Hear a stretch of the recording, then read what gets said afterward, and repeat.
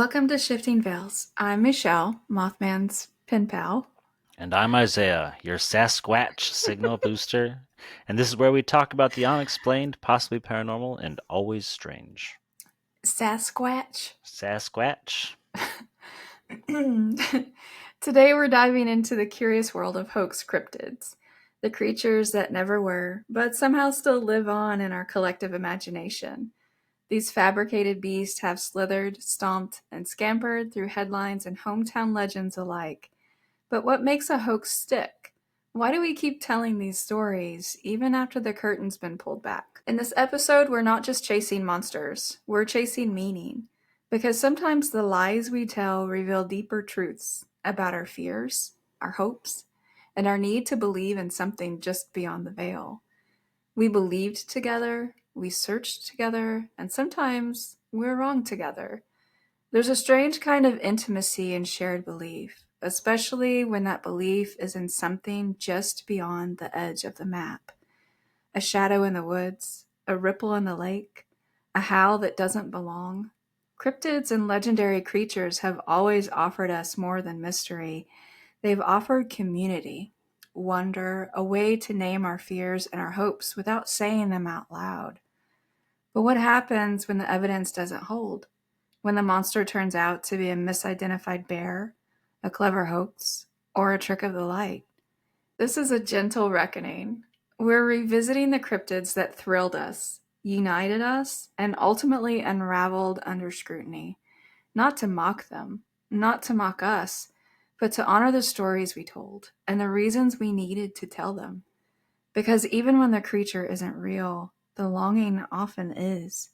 We'll explore how some of the most famous cryptids, like the Jersey Devil, the Mongolian deathworm, or the Loveland frog, were debunked through science, investigation, or confession. But we'll also ask, what did these creatures mean to the people who believed? What cultural wounds or communal dreams did they carry on their backs? And maybe most importantly, what do we lose when we let go of a myth? And what do we gain when we understand it? So settle in.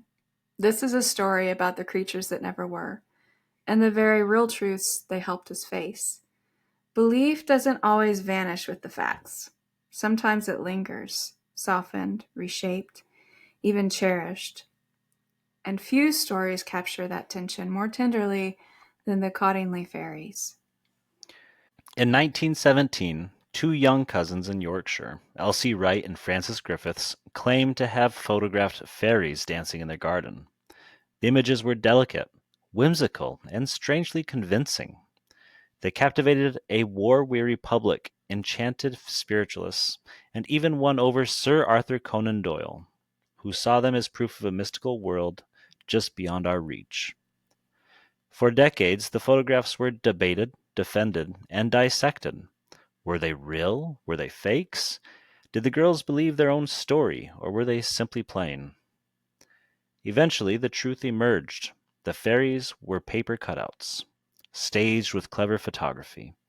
But by then, the myth had already taken root, and even after the confession, many people chose to believe anyway, not in the fairies themselves, perhaps, but in the possibility they represented. Because sometimes we need the story more than we need the creature. The Cottingley fairies remind us that debunking doesn't always destroy wonder. It can deepen it. It can shift our gaze from the literal to the symbolic, from asking, did this happen? To, why do we need it to? So let's linger here a moment, in the garden, with the girls, with the fairies that never were, and the very real longing they carried.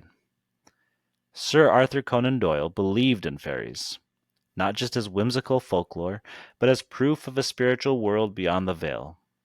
It might seem ironic, given that he created Sherlock Holmes, the ultimate rationalist, but Doyle's heart was never in deduction, it was in connection. After losing his son in World War I, Doyle turned deeply toward spiritualism. Seances, mediums, automatic writing, these weren't just curiosities, they were lifelines. And when the Cottingley fairies appeared, they seemed to offer something gentler than grief, a world where innocence still danced in the garden, where death wasn't the end, where magic hadn't been bombed out of existence. So Doyle believed, fiercely, publicly, and many followed. Because sometimes we need to believe in fairies, not for what they are, but for what they promise. That the world is still mysterious, that children can still see what adults have forgotten, that maybe, just maybe, we're not alone. And that need, beautiful, aching, human, is what makes cryptid hoaxes so powerful. They don't just trick us, they reveal us. I remember, didn't wasn't there a movie about those girls and the fairies that they faked? Seems like I remember watching something. I don't know specifically about that, but what I picture in my mind is a setting like Secret Garden. Yeah, and that's what I'm remembering too. I think it was something like that. Um, I watched it, I think, whenever I was maybe 13 or 14. I can't remember. But I remember in the beginning of it thinking, oh, wow, they actually photographed fairies. And then it turned out to be fake. And I think that there was, I don't know if there still is, but at the time there were, um, like, have you ever seen like books that had paper dolls in them? They were like punched out. You could punch them out of the paper, and then you Mm-hmm. could punch out clothes and fold the clothes onto them. Yeah, I found those at Salvation Army all the time. Yeah, I remember seeing like books like that, but they were fairies. Like you could punch the fairies out of the books and like stand them up, and these little paper fairies. Yeah, I remember that story. I didn't know anything about Doyle, or how he kind of promoted this the whole thing with the fairies. I do think that's actually very cool. That's a very cool point brought in that yeah, he created a Sherlock Holmes, somebody who didn't believe in, Hmm. something so extravagant. Right. He's very mundane, very Otherworldly. on point, very, Yeah. earthly. Yeah. And Logical, rational, yeah, none of and this here's the nonsense. creator, the author, Hmm. who's like, oh yes, fairies and magic and the paranormal, supernatural, and I think that's a really cool thing. I'm curious though if he wrote that before or after. I don't remember when I don't remember what year this happened, and I don't remember when Sherlock Holmes was created. I imagine he probably Okay, this created Sherlock Holmes and then saw the fairies. this happened in 1917. I don't know when it was debunked, if it was debunked the same year, but that's when the girls claimed to have photographed fairies. It was 1917. I don't know when Hmm. Sherlock Holmes was created. I understand. I understand his need as a father, um, to reach out the way he did and all those different things, not just believing in the fairies, but, the seances and things. And the thing is in history, he's not the only person that we can see mentioned as holding seances and such whenever their spouse passed away. Oh, absolutely, absolutely, especially back then. Yeah, I think it happened a lot. I think, and I was thinking about it too. Came across it around Halloween. Houdini's wife, like held seance every Halloween. Because didn't he die on Halloween? I think Houdini died on I Halloween. I don't know that. But his wife held seances, I think, for like 10 years, and then she gave up. She was like, 10 years is long enough to wait for any man. I'm done. But I wouldn't be surprised if other people do still hold seances trying to call him back. Um, but yeah, I understand that grief makes us do a lot of things. I think the interesting thing of back then in like 1917 is the people that you see going to do seances and stuff like that to try and contact lost loved ones or anything like that were mostly women. True, yeah, they It were. wasn't There wasn't a whole cast of men that would go in and willingly and publicly go and see a medium for a seance or to try and reach the other side or anything like that. Yeah, I wonder about his relationship with his son. if they were super close, or if there was some things he didn't get to say to him before he lost him, and maybe that's why he held on to contacting him so tightly. Yeah. But Maybe it's his different for everybody. maybe his son just owed him $5. It's true, because $5 is a lot back then. Back in 1917, Mm-hmm. absolutely. Yeah. Uh, I mean, considering that his son died in World War I, and he Mm-hmm. was trying to reach out, I think there's more of a connection there than the standard early 1900s. He's a man, blah blah blah blah blah sort of deal. Yeah. Yeah, I don't know. I think people were so weary at the time. And And you just. honestly, hot take, I guess maybe. Mm, The fact that Sherlock Holmes was going to mediums publicly and everything like that makes me feel like he was probably more in touch with his feelings than any other guy at that point. it would seem that way, or more than any of them would like to admit. Right. Yeah. Because at the time, I don't know, different cultures approach that differently.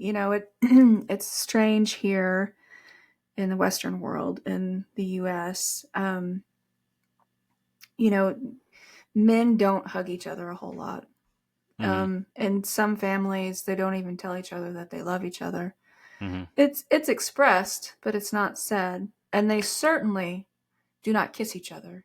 But you go to other countries, and I'm going to use South Africa as an example because I know I've been told that men do hug openly, and Mhm. they will kiss each other openly. And I don't mean in a sexual way. Mhm. I mean, if you don't walk into your dad's house and give him a kiss and a hug, you're being disrespectful. Mhm. If I think if you're a dude here and you walk into your dad's house, you give him a hug, that's one thing. But then you give him a kiss on the lips, your dad's gonna look at you funny. Sure. Yeah. Sure. Well, I mean, Different uh, cultures, it's I was just gonna say different. very different cultures here in America. I mean, we've got a lot of there's a lot of standoffish because of incest, pedophilia. True. Yeah, there's a lot of stigmas applied to a lot of different things, and no one wants to be associated to any of it. I know Mhm. when I was in high school, the guys would walk down the hall, and especially the football players, and they'd slap each other on the ass, and they'd be like, "No homo," you Sure. I couldn't show remember any that. kind Yeah. of affection or camaraderie that was physical to one another without saying "no homo." And Mhm. I don't know if that was just a '90s thing. 80s, 90s thing where that was said. I don't know if they say it today Yeah, I mean, because me and the guys, we used to grab each other's balls and be like, "No homo." that's reaching. That's reaching there. I don't know about that one. Then we started rubbing, and it's like, "No homo." It's not like a catch-all. You can't apply that to everything. Give a little tongue. No homo. Right. You just made No. out. No Anyway, homo. no. No, I get Yeah. what you're saying. Absolutely. I mean, but I mean that's a stigma that we have to end ourselves. Whether it be within a family or with outside the family.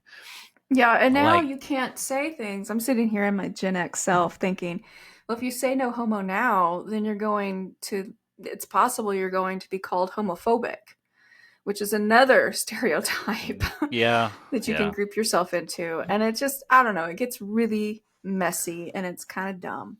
Like I said, you gotta stop it where you wanted to stop. Like me and my son hug. We hug. If I'm walking to school, we'll hug each other. Yeah, Um, there's nothing wrong with that. we don't kiss. That's fine by me. That don't bother me none. The hug, we have a hug. We do a little hand sign to each other just to be like, I love you. If we don't want to say I love you out loud, then we have a way to say I love you to each other. And it's just, we I like to make sure that my son is able and willing to be emotionally available. Right. So, No, I didn't care who was over at the house. I always said I love you to my kids when I Oh, yeah. sometimes when I entered the room, but definitely always when I left the room. And Well, like we just they didn't care and I didn't care who heard it. And I did it at school when before I pulled them out and homeschooled them. It mhm, didn't, it didn't matter. It was something that was said because I wanted them to always know that I did. I didn't want them mhm. to ever question that. So, Well, and that's the thing is like growing up, we always told our kids that we love them mhm. everywhere, anywhere. Um, but this hand sign thing was something that his their mother invited into things. So I don't know where that spawned from exactly, but it's my son's an awkward teenage boy. I mean, he if he that's how he wants to say I love you to me, that's fine by me. We What have the teenager understanding. is not awkward somehow? We all went through that awkward Right. stage. Teenagers are awkward or Hmm. assholes, I mean, I'm still awkward, and I'm very still an much. asshole. Uh, I'm that too. I'm an awkward asshole. But I do think you touched on something with Doyle and his relationship with his son. That it must have been something because he was reaching out to him the way that he was. Hmm. Um, and in all of that, he ended up clinging to this idea of fairies being real and photographed. And it's just I don't know. It's a neat story. And even though it was debunked, I still think that it holds a lot of meaning. Oh, 100%. It still has the symbol of believing in Mm-hmm. something. Yeah. So, have you ever heard of the Ahool? Ahool. Don't, Ahool. Michelle, I told you not to call me that anymore. Ahool. No, I've never heard of it. um, the Ahool was a giant bat-like creature said to haunt the jungles of Java. Eyewitnesses described leathery wings, piercing cries, and a wingspan wider than a man is tall. But when researchers followed the trail, they found no monster, just a misidentified fruit bat, magnified by fear and folklore. Fruit bats are pretty small. How did they turn that into something so big? Maybe they saw a mass of fruit bats. Yeah, I he don't, was I don't know. he was big for his age, I or suppose it something. I don't know. depends on when they saw. If they saw it flying at night, they could have just like amplified the size of it just because of shadows. Maybe true. Yeah, shadows can appear And larger than the actual and item and or you said thing. magnified by fear and folklore. So if they already Mm. believe in something being Mm-hmm. out there and then having that fear, yeah, Right. things are going to get amplified. There's also the Globster, such a creative name, that washed ashore in Tasmania in 1960, an unrecognizable blubbery mass that sparked theories of sea monsters and prehistoric beasts. Scientists eventually identified it as the decomposing remains of a whale, its features distorted by decay and imagination. You don't have to make up sea monsters. There are sea monsters. Right. There's some I mean like the giant squid. I mean, yeah, there's stuff in there. Or There's the stuff. spider crab. They're big. I mean, they I don't even need to be big. They're terrifying looking. Yeah, those long legs. They Yeah. have them at the Dallas World Aquarium. Um, they have a whole bunch of those, and they're just I don't know. Their legs are so long. Spindly. Their bodies are tiny. Legs are Mm-hmm. long. They're like a daddy long legs. Yeah. These weren't just mistakes, these misidentified creatures. They were moments of collective yearning, a hunger for the unknown, a hope that the world still held secrets. From the hoaxed Cadbosaurus, it makes me think of Cadbury eggs. Ooh. Cadbosaurus car. I know, we forgot about those. I'm so excited. We just got done with the Reese's pumpkins for Halloween, and now we're gonna go to Cadbury eggs. Yeah. Mm-hmm. Okay, rabbit trail. From the hoaxed Cadbosaurus carcass in British Columbia to the infamous lizard man of Scape or Swamp, many cryptids have been unmasked through science, confession, or careful investigation. But the stories left behind still echo because they weren't just about creatures, they were about us. In 1912, a fossil emerged from the soil of Sussex, England. Fragments of a skull and jawbone hailed as the missing link between ape and man. The Piltdown Man. Scientists celebrate, the public exhales. At last, a tidy answer to evolution's mysteries. But decades later, the fossil is exposed as a deliberate forgery, a hoax stitched together from human and orangutan remains. And yet the myth held for years because it wasn't just about science. It was about grief, about the loss of certainty in a world unraveling. The Piltdown Man offered comfort, a story that made sense, even if it wasn't true. Cryptid hoaxes aren't just tricks, they're mirrors. They show us what we fear, what we grieve, what we hope for, and even when the creature isn't real, the myth leaves footprints. In colonial New Jersey, the 13th child of Mother Leeds was said to be born monstrous, hooved, winged, and cursed. The Jersey Devil screamed through centuries, blamed for livestock deaths and eerie cries in the night. But the truth was quieter. Daniel Leeds, a real man, had published almanacs filled with astrology and arcane symbols. His writings offended the Quaker elite, and his family's staunch loyalists became political pariahs. Over generations, the Leeds name twisted into devilry. The creature wasn't born of brimstone, but of propaganda. A smear campaign became a monster, and the monster became a mascot. In Mongolia, the Olgoi Korkoi was feared as a crimson worm that could kill with acid or electricity. Explorers chased it for decades, armed with thumping machines and desert lore. But the sand gave up no monsters. Eventually, locals pointed to a snake, the Tartar sand boa. That's the worm, they said. The death worm was a misidentified reptile, its powers inflated by fear and fiction. No venom, no lightning, just a snake, sun warmed and silent. And just a sneaky snake. No. No. In Loveland, Ohio, a police officer swerved to avoid a creature crouched like a frog. It stood upright, leapt a guardrail, and vanished. Weeks later, another officer shot it and tossed the body in his trunk. It's a big iguana, he said. Tail's missing. Must have been someone's pet. Oh my. But the story had already leapt into legend. The Loveland frog became a cryptid prince, wand and all. Even as the officer insisted it was just a lizard, the myth lived on, because truth rarely outpaces wonder.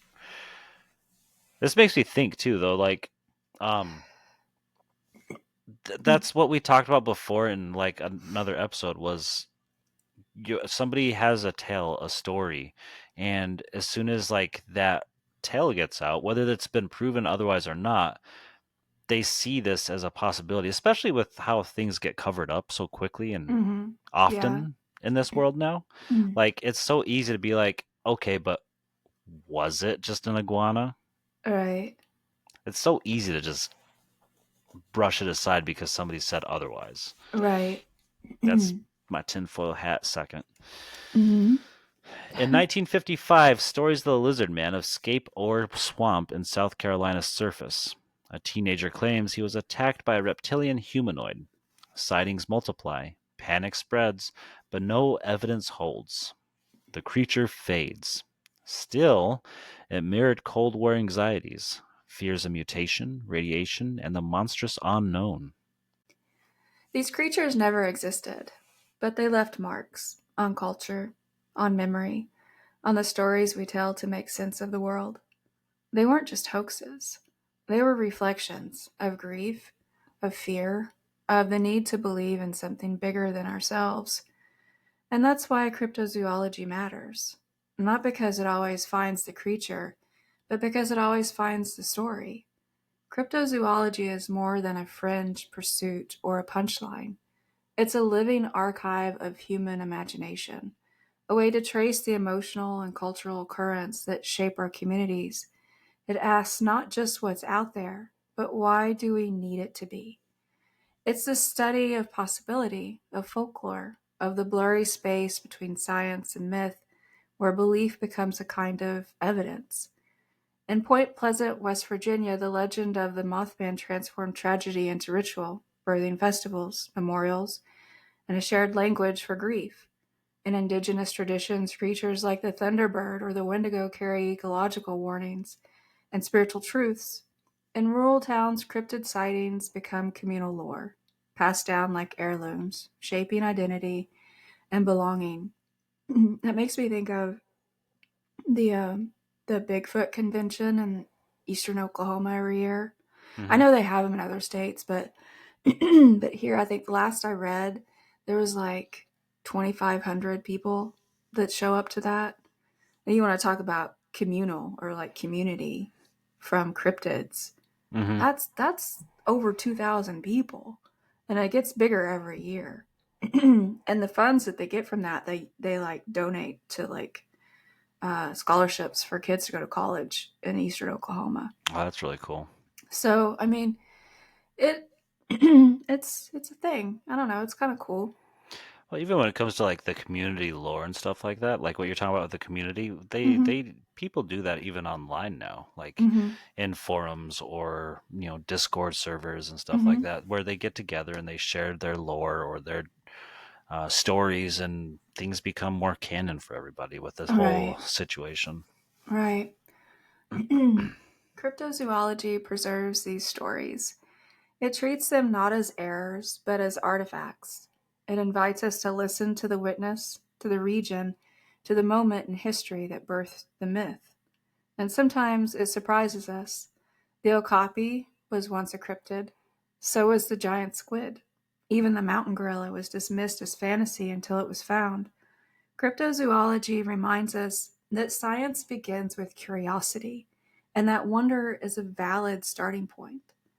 But perhaps its deepest value is emotional. Cryptozoology gives us permission to believe, to imagine, to connect. It lets us say, I saw something strange, and be met not with ridicule, but with curiosity. It turns fear into folklore, grief into myth, loneliness into shared language. And that's where we'll leave this thread. Not tied off, but trailing into the woods, into the swamp, into the sea, because the search isn't over, the map isn't finished, and the stories are still unfolding. Thanks for joining us on this journey of discovery. If you felt the spark, if something resonated, surprised, or stayed with you, don't keep it to yourself. Like, share, follow, and subscribe so more curious souls can find their way here.